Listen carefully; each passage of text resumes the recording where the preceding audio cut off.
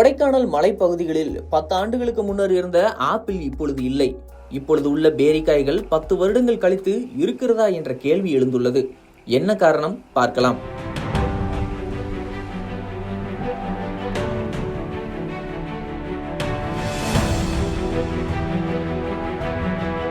கொடைக்கானல் மலைப்பகுதிகளில் கடந்த 10 ஆண்டுகளுக்கு முன்னர் வரை கொடைக்கானல் ஆப்பிள் பிரபலமாக இருந்தது. காலநிலை மாற்றம், கட்டிட பெருக்கங்களால் தற்பொழுது விரல் விட்டு எண்ணக்கூடிய அளவிலேயே மொத்த மலைப்பகுதிகளிலும் ஆப்பிள் மரங்கள் உள்ளன. ஆப்பிள் மரங்களுக்கு என்ன நேர்ந்ததோ அது தற்போது பேரி மரங்களுக்கும் ஏற்பட துவங்கியுள்ளது. காலநிலை மாற்றத்தால் ஏற்பட்டுள்ள பேரிக்காய்களின் விளைச்சல் பாதிப்பு, கம்பளி பூச்சிகளின் அளவுக்கு அதிகமான பெருக்கம், பருவம் தவறி பெய்யும் மழை, அதனால் மரங்களின் பூக்கும் திறன் குறைவு என பல்வேறு காரணங்களால் கடந்த 2 ஆண்டுகளாக பேரிக்காய் விளைச்சல் வெகுவாக குறைந்துள்ளது.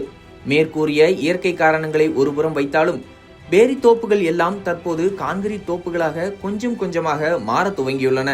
வெளிமாநில பணம் படைத்தவர்கள் மற்றும் தமிழகத்தின் பல்வேறு பகுதிகளில் உள்ள பணம் படைத்தவர்கள் கொடைக்கானல் வில்பட்டி பகுதியில் உள்ள பேரி தோப்புகளை மொத்தமாக வாங்கி அவற்றை பிளாட் போட்டு விற்கும் விதிமீறல் செயல்களும் தொடர்ந்து நடைபெற துவங்கியுள்ளன. வில்பட்டி ஊராட்சிக்குட்பட்ட கடல்கொடை என்ற பகுதியில் உள்ள ஒரு பேரி தோப்புக்குள் தார் சாலை அமைத்து பிளாட்டுகளாக மாற்றவிருக்கும் பிரத்யேக பருந்து பார்வை காட்சிகள் தான் இவை.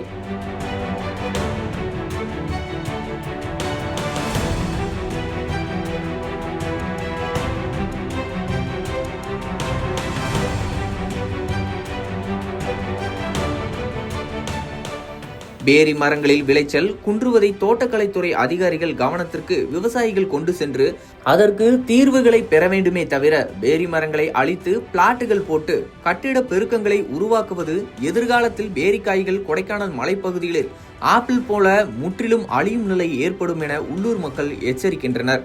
இந்த விதிமீறல் பிளாட்டுகள் அமைப்பது குறித்து கோட்டாட்சியர் திருநாவுக்கரசரிடம் பேசிய பொழுது விவசாய நிலங்களை பிளாட்டுகளாக மாற்றுவதை தடுக்க நடவடிக்கை எடுக்கப்படும் என தெரிவித்தார்.